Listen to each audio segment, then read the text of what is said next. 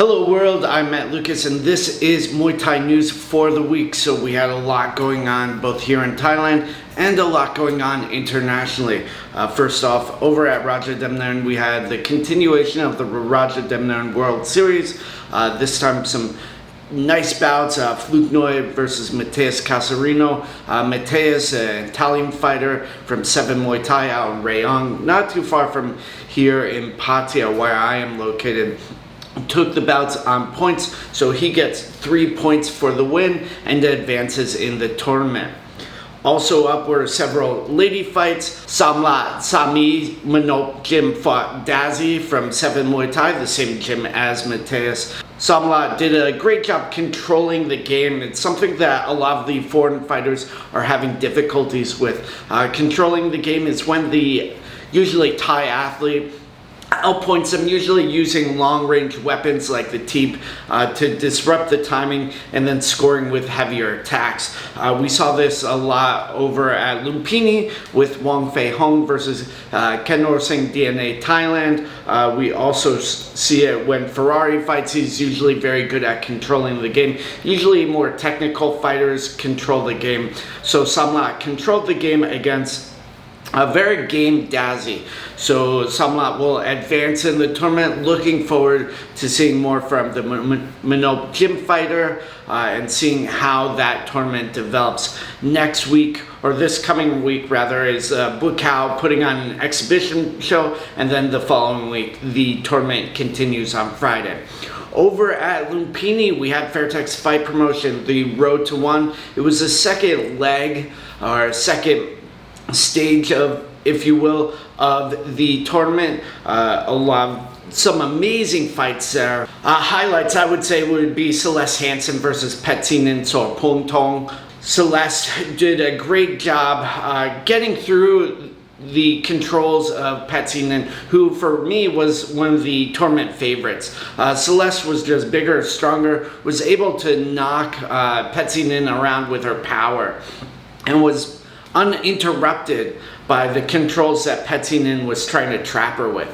Celeste was able to knock down Petsinen twice in the second round, and the referee called it off very appropriately. The co-main event was absolutely dynamite. Morakat Pet India Academy took on Thai Sorjor Piek Utai. Thai Sorjor Piek Utai is Kulab Dam's younger brother, and cut from the same cloth, heavy-handed, lots of excitement. Mordok Pet did a great job dominating the first round. He was taller, he was bigger, and Thai was just soaking up the attacks.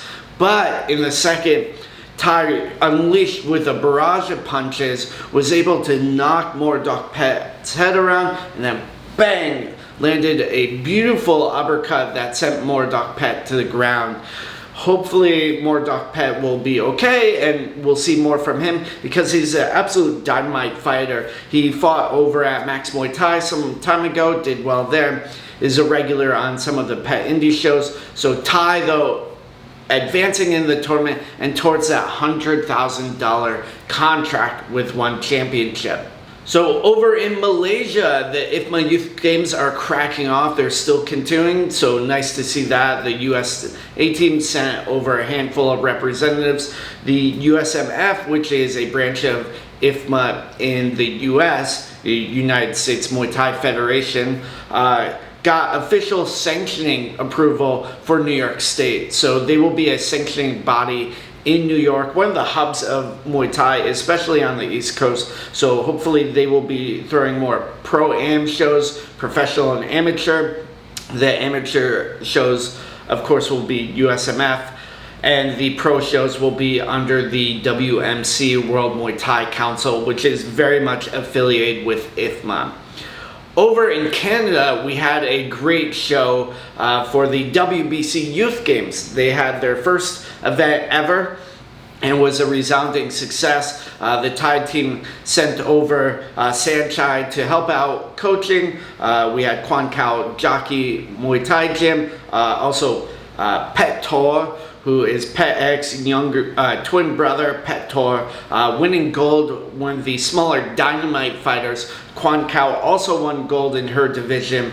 A very strong fighter from San Francisco, California Martial Arts Athletics, with David Egger, won gold. Her name is Som. So a lot of great talent were able to showcase their skills there. There were over 150 athletes in 18 countries. So a boom of Muay Thai in Canada. Special thanks to Kieran Kettle for setting that up. They already have plans for the next show over in Venice, which is going to be in June of 2023. Speaking of upcoming shows, we have some nice ones. Patong Stadium, of course, has more shows coming up. Barbara Aguirre is going to fight there again against another game fighter from Tiger Muay Thai. I believe that's in 2 weeks. This Thursday, tomorrow, Sakchai Noi Mu Den is taking on Andrew Caporo from the US. Andrew has been doing well out here. Recently was in a 4-man tournament at 61 kilos. He ended up losing on points to Joseph Pumpan Muang, a very, very accomplished Eastern European fighter who is based out here in Thailand long term. So looking forward to seeing those 5-round fights from Patong Stadium. Again, Nuum Noi putting on some great matchups there. Going on down under, we have some very nice fights. Eruption is this weekend on the east coast of Australia, over in Queensland, Brisbane area, put on by Paul DiMacaulay. That has James Sweet as Honey taking on Cedar Yotlak Muay Thai, who is from the south of Thailand. Cedar actually was supposed to fight on Domination, which is in Perth, but Toby Smith was injured, so he moved over to the east coast of Australia to take on James Honey. James has been doing very well, has been on a nice run of form, wins here in Thailand against Super Ball Fairtax, then a win over Brown Penis from One Championship, and now he's taking on Cedar. So definitely one to look out for, James Honey, who is training out Strikeforce. On the West Coast, over in Perth, we have the Domination Show. There's some good matchups over there. Kia Bradley will be taking on Marie. Marie won the Super Champ Regulars female fighter.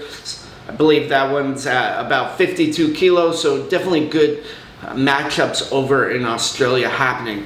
Speaking of matchups, they have been announced for September 3rd at Rebellion.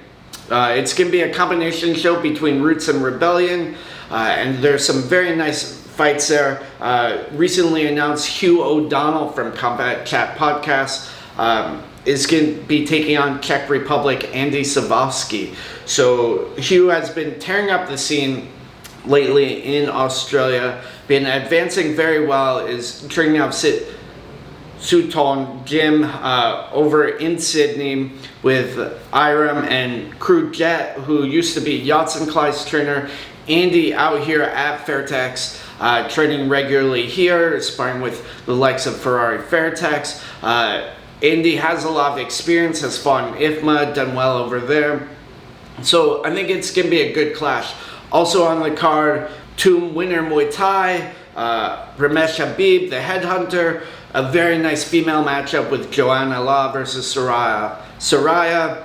So looking forward to that one. That's going to be on September 3rd in Melbourne. And last up, I'm having another media and marketing class on August 27th at 7 p.m. Thai time. It's going to be $75, an hour and a half. We're going to go over how to get sponsorships, how to grow your audience authentically, and the skills that you need to develop. I'm also going to be following that up with a workshop specifically about how to create content that gets engagement, how to do highlight videos, how to do telling stories, what sort of content actually captures people. So if you're interested in that, hit me up, send me a DM. Is limited attendance, so definitely get to me fast. Thank you so much for tuning in. Let me know if you have any comments, concerns, and as always, if you found this valuable, definitely give it a like, a comment, a share, and let me know how I can help you.